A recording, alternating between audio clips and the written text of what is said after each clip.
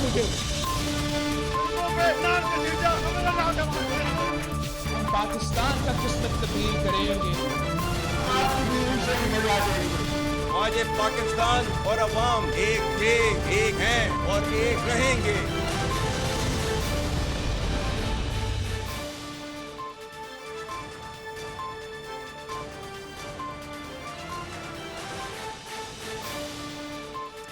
जी अस्सलाम वालेकुम। प्रोग्राम में आज सबसे बड़ी खबर के हवाले से सबसे पहले बात करेंगे जो कि जुल्फ़िकार अली भुट्टो की अदालती कत्ल, उनकी फांसी के हवाले से सुप्रीम कोर्ट में सदारती रेफरेंस, उसकी समाअत हुई है आज एक दहाई से ज़्यादा अरसे के बाद, 12 साल के बाद। ये रेफरेंस तब फाइल किया गया था कि जुल्फ़िकार अली भुट्टो को इंसाफ दिया जाए और उनका जो अदालती कत्ल दिया गया था सो तारीख को दुरुस्त किया जाए और जुल्फ़िकार अली भुट्टो के अदालती कत्ल को नल एंड वॉइड करार दिया जाए, तारीख की बहरहाल दुरुस्तगी करार दी जाए। ये रेफरेंस तब फाइल हुआ था जब पाकिस्तान पीपल्स पार्टी की हुकूमत थी और उसके बाद ये सिर्फ एक दफ़ा टेकअप किया गया चीफ जस्टिस इफ्तिखार चौधरी के टेन्योर में और उस वक़्त मामलात काफ़ी संगीन, काफ़ी गंभीर हो गए थे सुप्रीम कोर्ट में, जिसकी वजह से इस रेफरेंस को उसके बाद टेकअप ही नहीं किया गया। पाकिस्तान पीपल्स पार्टी का मुसलसल मुतालबा रहा कि जुल्फ़िकार अली भुट्टो के अदालती कत्ल के हवाले से तारीख को दुरुस्त किया जाए और भुट्टो के लिए इंसाफ मांगती रही सुप्रीम कोर्ट से पाकिस्तान पीपल्स पार्टी। तो क्या आज 45 साल के बाद 1979 ये वो साल था जब जुल्फ़िकार अली भुट्टो को मार्शल लॉ के दौर में फांसी दी गई। 45 साल बाद क्या जुल्फ़िकार अली भुट्टो को, क्या पाकिस्तान पीपल्स पार्टी को इंसाफ मिलेगा? बिलावल भुट्टो जरदारी चेयरमैन पीपल्स पार्टी और शरीक चेयरमैन पीपल्स पार्टी आसिफ अली जरदारी पुर उम्मीद हैं और आज काफ़ी मुतमईन थे। दोनों शख्सियात आज सुप्रीम कोर्ट में मौजूद थी जहां पर चीफ जस्टिस ऑफ पाकिस्तान की सबराही में 9 रुकनी लार्जर बेंच ने जुल्फ़िकार अली भुट्टो फांसी केस, अदालती कत्ल केस, सदारती रेफरेंस उसके हवाले से समाअत की। पीपल्स पार्टी के वकील मुकर्रर हुए फारूक एच नाइक, जबकि पीपल्स पार्टी के चेयरमैन बिलावल भुट्टो जरदारी और साबिक सदर और शरीक चेयरमैन पीपल्स पार्टी आसिफ अली जरदारी भी अदालती कार्रवाई देखने के लिए सुप्रीम कोर्ट में मौजूद रहे। इस दौरान जब समाअत हुई तो बिलावल भुट्टो जरदारी ने केस में फरीक बनने की दरख्वास्त कर दी। सुप्रीम कोर्ट ने एक बड़े अहम रिमार्क्स दिए और कहा कि हर कानूनी वारिस का हक है कि उसको सुना जाए। इस समाअत के दौरान चीफ जस्टिस ने सवाल किया कि ये प्रेसिडेंशियल रेफरेंस है तो क्या हुकूमत, आज की हुकूमत इसको अब भी चलाना चाहती है? इस पे अटॉर्नी जनरल ने कहा कि उनको हिदायत मिली हैं कि इस रेफरेंस को हुकूमत चलाना चाहती है और ये रेफरेंस 15 सफ़हात पर मुश्तमिल है। समाअत के दौरान चीफ जस्टिस का एक और अहम सवाल था कि इस प्रेसिडेंशियल रेफरेंस में सदर साहिब हमसे क्या चाहते हैं। अब ये बहुत इंटरेस्टिंग है क्योंकि जब रेफरेंस फाइल हुआ था उस वक्त सदर थे पाकिस्तान पीपल्स पार्टी के आसिफ अली जरदारी और आज जबकि हुकूमत चलाना चाहती है इस रेफरेंस को तो सदर है जिनका ताल्लुक पाकिस्तान तहरीक इंसाफ से है, डॉक्टर आरिफ अलवी। तो चीफ जस्टिस का ये सवाल अभी तक बरकरार है कि इस रेफरेंस में सदर साहिब हमसे क्या चाहते हैं। जस्टिस मंसूर अली शाह जो कि इस बेंच का हिस्सा हैं, 9 रुकनी लार्जर बेंच का, उन्होंने रेफरेंस पे बड़े अहम सवाल रेज किए। उन्होंने कहा कि सुप्रीम कोर्ट भुट्टो केस में फैसला सुना चुकी है, नजर सानी अपील भी खारिज हो चुकी है, एक जो केस ख़त्म हो चुका है उसको दोबारा कैसे सुना जा सकता है? सुप्रीम कोर्ट दूसरी नजर सानी नहीं सुन सकती, एक मामला ख़त्म हो चुका है। अदालत को ये बताया जाए कि इस केस में कानूनी सवाल क्या है। फैसला अगर बुरा था तो भी सुप्रीम कोर्ट का फैसला हतमी है, बदला नहीं जा सकता। ये आईनी सवालात हैं जिनका जवाब ज़रूरी है, ये कहा जस्टिस मंसूर अली शाह साहब ने।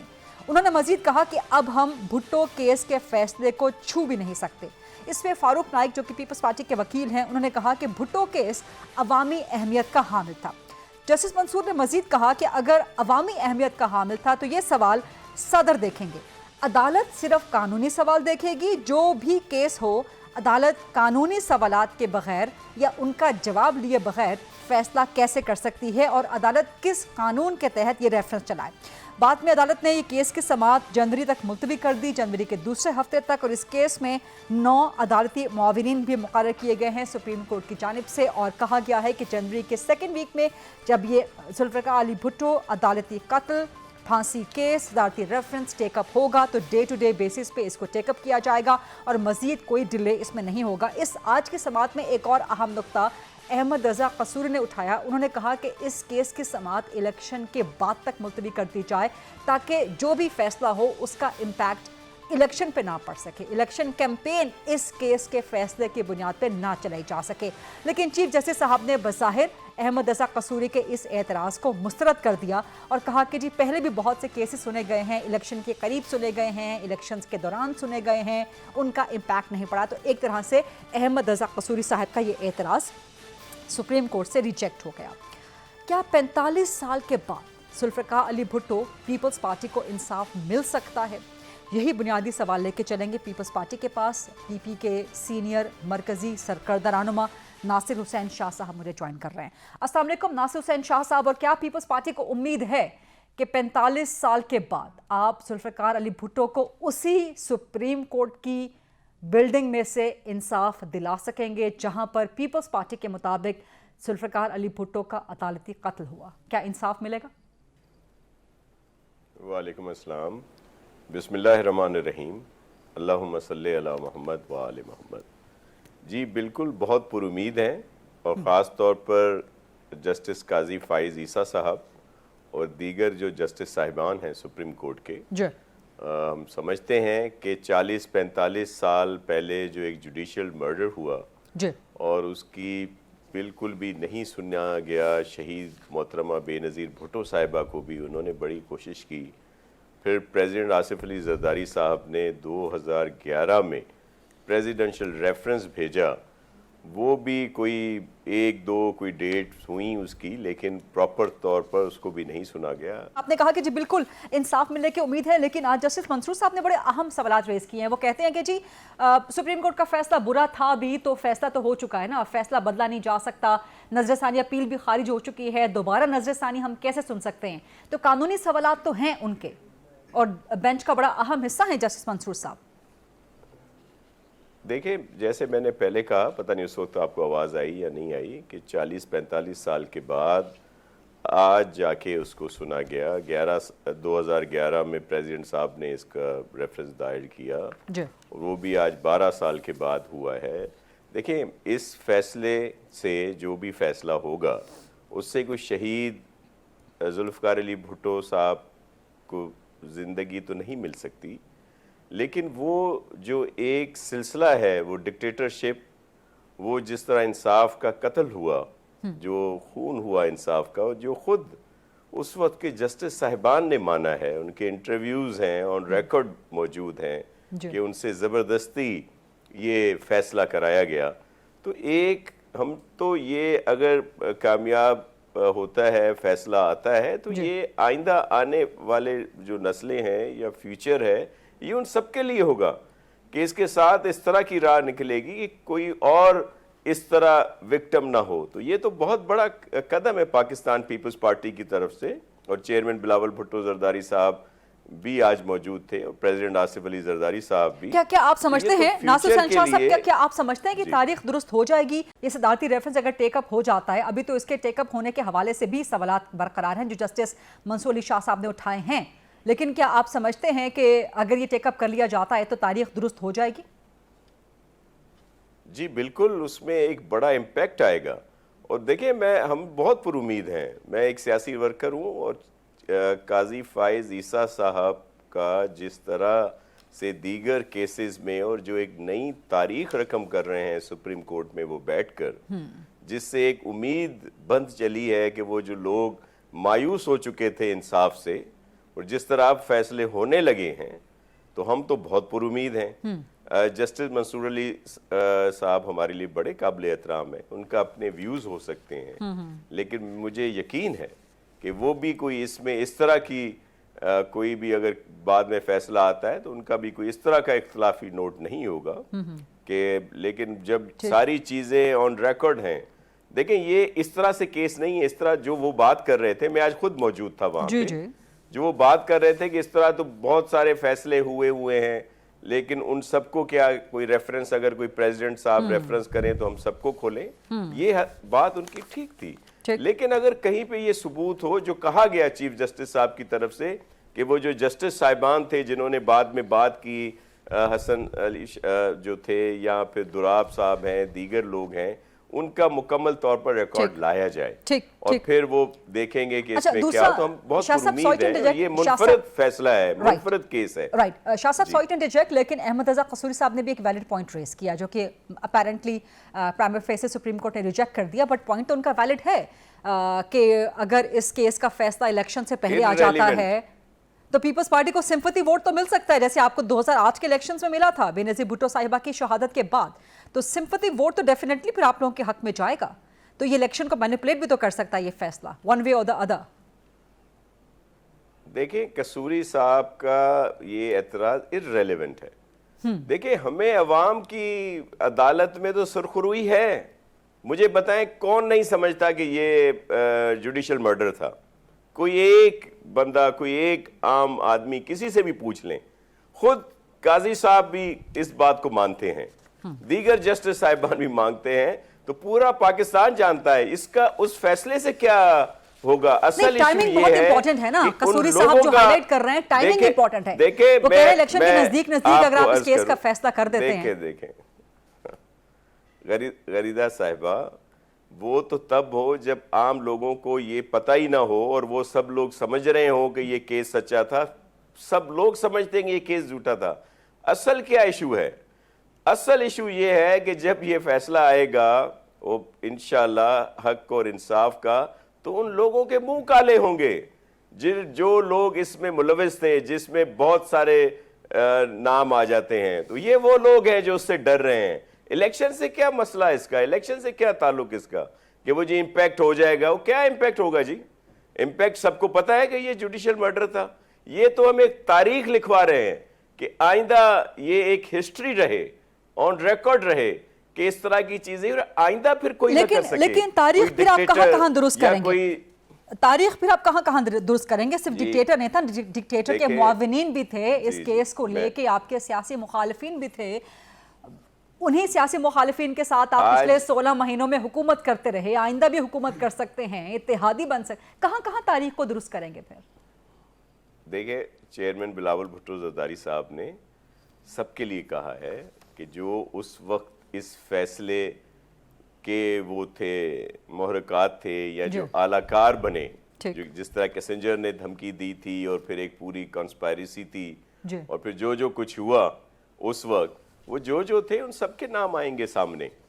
تو کوئی ایسا سلسلہ نہیں ہے, اور وہ ان پردہ نشینوں کے ان چیزوں کو سامنے. ہم تو پاکستان پیپلز پارٹی تو ایک تاریخ رقم کر رہی ہے, ایک چیز کو سامنے لا رہے ہیں ہم, اور اس میں تو سب کو ہمیں سپورٹ کرنا چاہیے, کیونکہ یہ سب کے لیے ایک ٹرینڈ سیٹ ہوگا کہ صرف پیپلز پارٹی کے لیے. ہم تو بھگت چکے ہیں.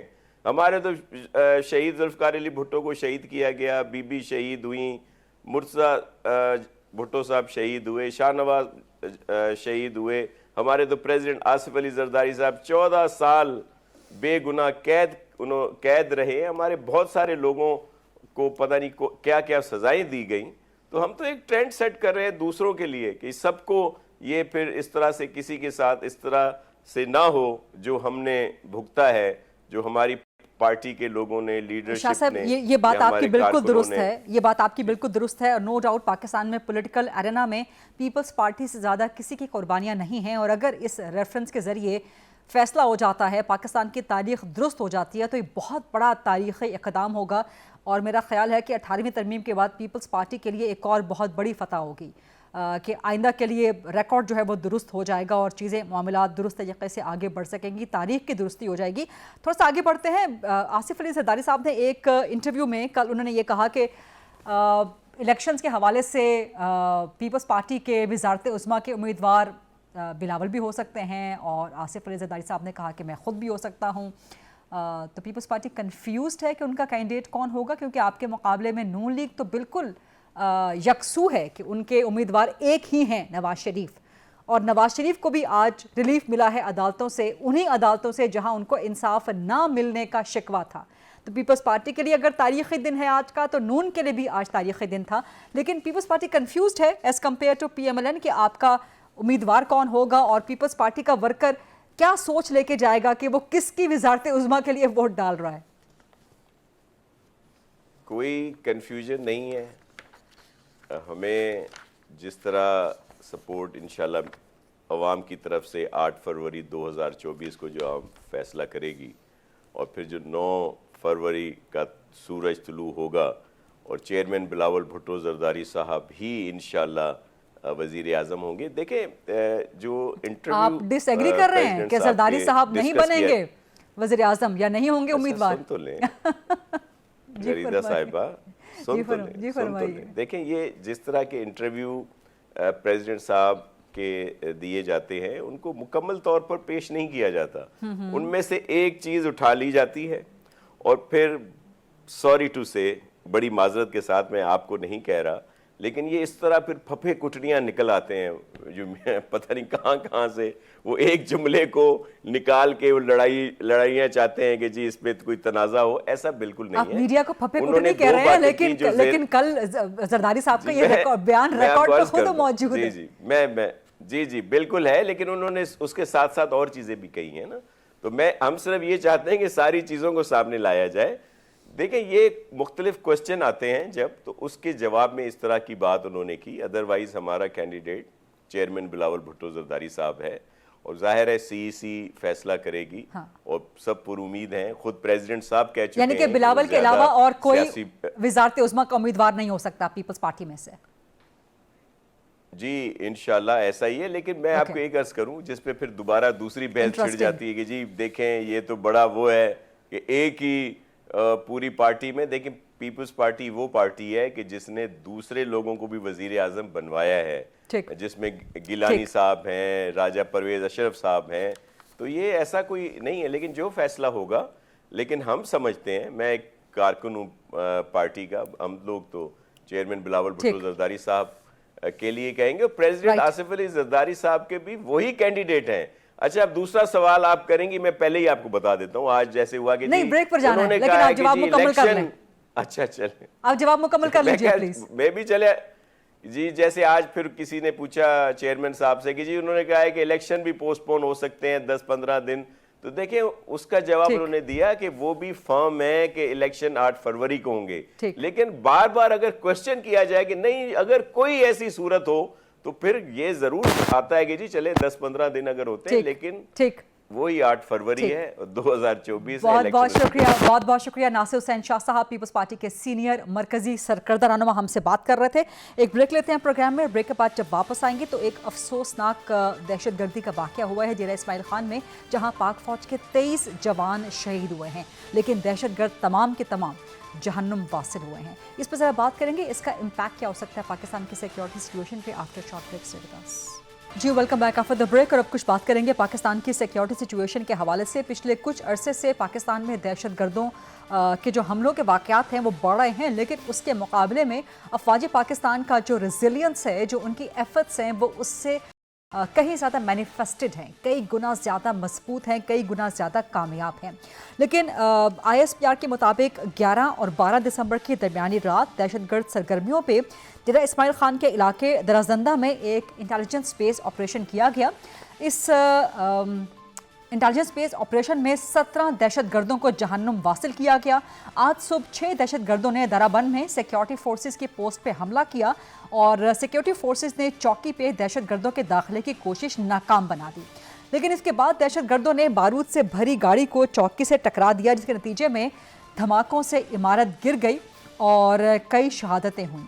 اس واقعے میں دہشت گردی کے اس اٹیمپٹ میں 23 جوان پاک فوج کے وہ شہید ہوئے ہیں، لیکن ایک بہت بڑا دہشت گردی کا تخریب کاری کا منصوبہ ناکام بنا دیا گیا ہے.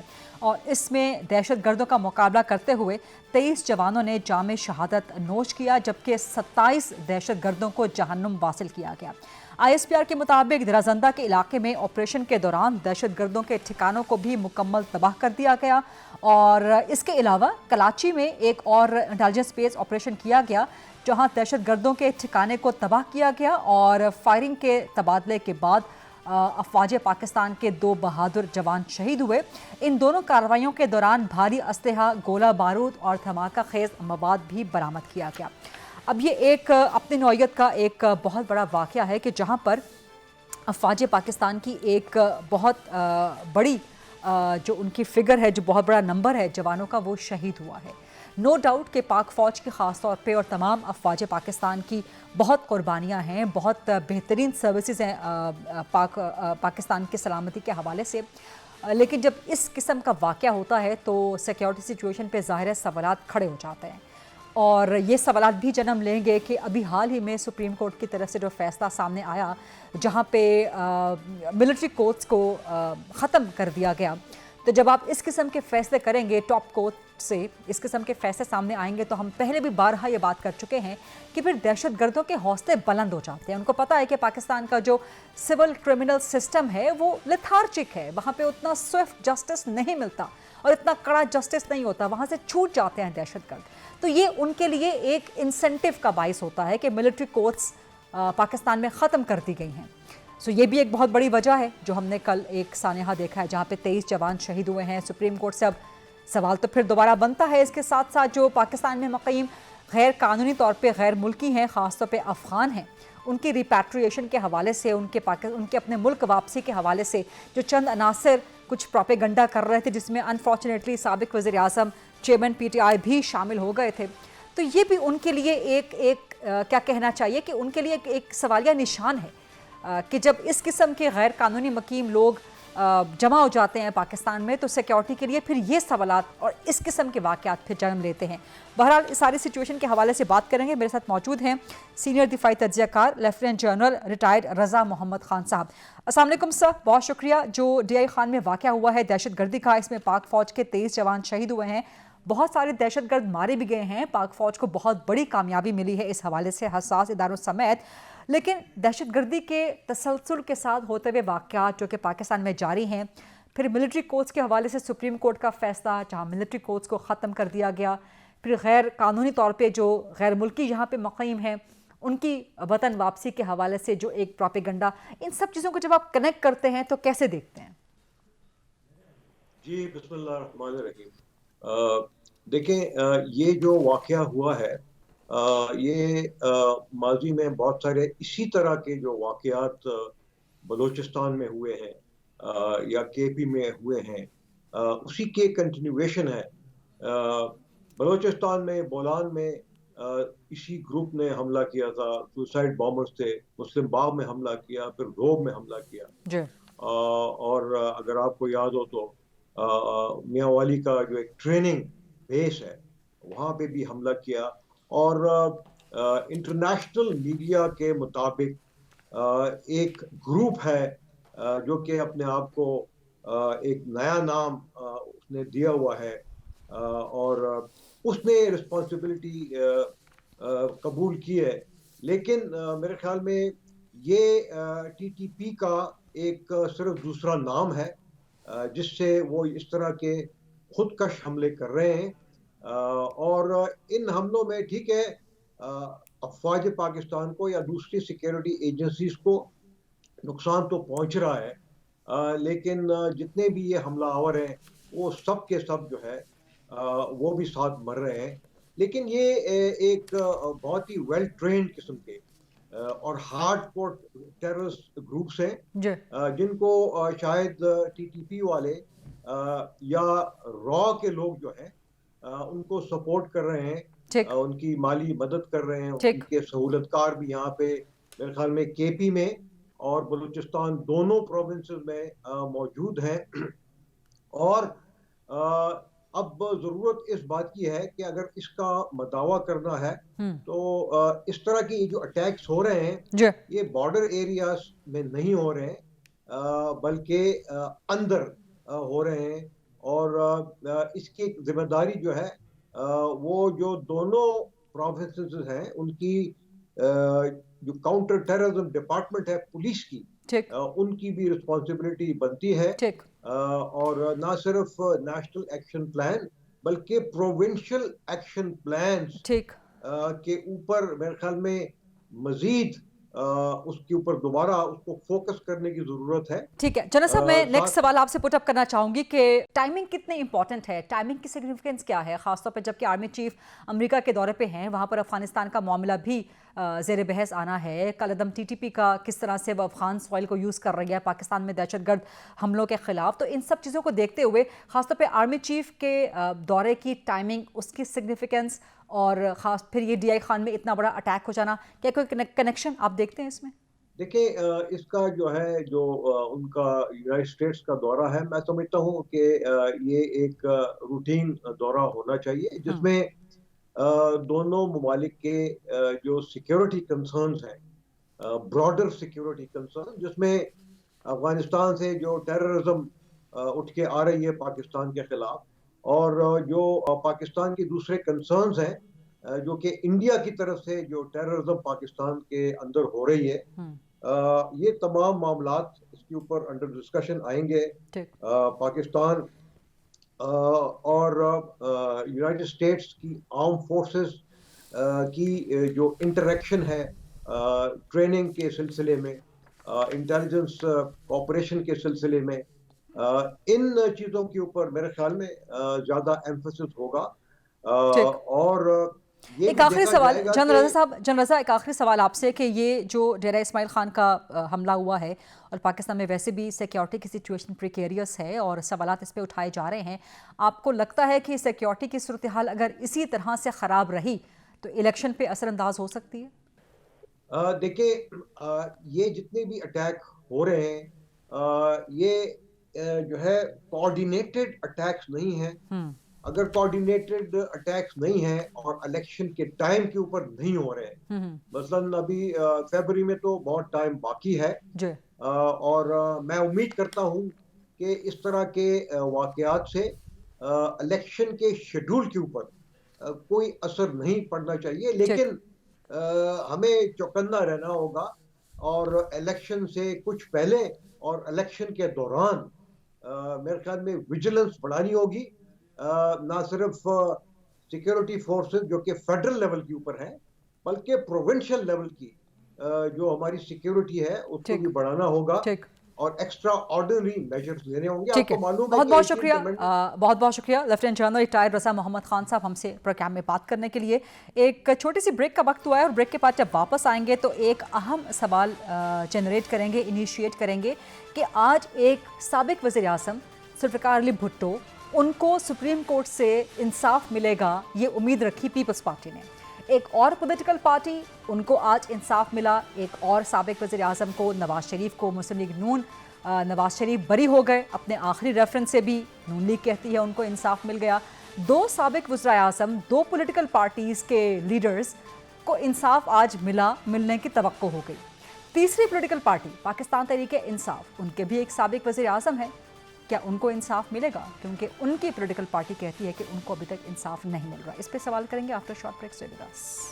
जी, welcome back after the break. और अब कुछ अहम मामले के हवाले से बात करेंगे, एक कंपैरेटिव एनालिसिस ड्रॉ करने की कोशिश करेंगे इस सेगमेंट में, जहां पर सुप्रीम कोर्ट में पाकिस्तान पीपल्स पार्टी को अपने एक साबिक वज़ीर आज़म और अपने बानी कायद जुल्फ़िकार अली भुट्टो के हवाले से इंसाफ मिलने की उम्मीद हुई। पीपल्स पार्टी बड़ी खुश और मुतमईन आज नज़र आई, वहीं पर मुस्लिम लीग नून उससे भी ज़्यादा खुश और मुतमईन नज़र आई, क्योंकि उनको ना सिर्फ इंसाफ की उम्मीद नज़र आई बल्कि इंसाफ आज मिल गया इस्लामाबाद हाई कोर्ट से, जहां पे नवाज शरीफ मुस्लिम लीग नून के बानी कायद और उनके ताहयात कायद आज अपने आखिरी रेफरेंस से भी बरी हो गए। इस तरह वो आज कानून की नज़र में बिल्कुल फ्री मैन बन गए और अब उनके और वज़ारत उज़्मा के बाकायदा उम्मीदवार बनने के दरमियान सिर्फ ताहयात नाअहली की एक डेफिनेशन है जो कि फॉर्मली सुप्रीम कोर्ट से सामने आनी है। लेकिन एक तीसरी पॉलिटिकल पार्टी है पाकिस्तान तहरीक इंसाफ, जिनके साबिक वज़ीर आज़म और उनके बानी कायद जेल में मौजूद हैं और पाकिस्तान तहरीक इंसाफ को शिकवा है कि उन्हें इंसाफ ना तो मिलने की उम्मीद है, ना ही इंसाफ मिलता हुआ नज़र आ रहा है। तो 3 पॉलिटिकल पार्टीज़ के लिए आज के दिन का अगर एक कंपैरेटिव एनालिसिस लीगली ड्रॉ किया जाए तो क्या सूरत हाल नज़र आएगी। मेरे साथ मौजूद हैं मुल्क के मशहूर व मारूफ माहिर कानून, किसी तारुफ के मोहताज नहीं हैं, साबिक अटॉर्नी जनरल जनाब इरफान कादिर साहब। अस्सलाम वालेकुम इरफान कादिर साहब, पीपल्स पार्टी को आज इंसाफ मिलने की उम्मीद नज़र आई अपने साबिक वज़ीर आज़म के हवाले से, जबकि मुस्लिम लीग नून को इंसाफ मिल गया इस्लामाबाद हाई कोर्ट से उनके साबिक वज़ीर आज़म को। किस तरह देखते हैं आप इन दोनों मामलात को आगे बढ़ता हुआ? जी हाँ, ये बड़ा इंटरेस्टिंग सूरत हाल बनी है। आज के सुप्रीम कोर्ट ऑफ पाकिस्तान में एक वजीर आजम को सुप्रीम कोर्ट के फैसले की वजह से फांसी दे दी गई थी और एक वजीर आजम जो है उनको हुकूमत से निकाल दिया गया था और नाअहल करार दे दिया गया था, और दोनों के केसेस आज लगे हुए थे। और ये खुशाइन बात थी कि इतने सालों के बाद भी जो भुट्टो साहब का जो मैटर है, जो कि आसिफ जरदारी साहब ने बतौर सदर पाकिस्तान रेफर किया था सुप्रीम कोर्ट को, कुछ कानूनी सवाल बना के उनके फांसी की निस्बत से ये केस लग नहीं रहा था। आज ये 12 साल के बाद ये केस लगा है, और इसमें जो बहुत ज्यादती हुई थी वो ये हुई थी कि 4 जजेस ने तो कहा कि उनको सजा मिलनी चाहिए, लेकिन 3 ने कहा था कि उनको एक्विट किया जाना चाहिए।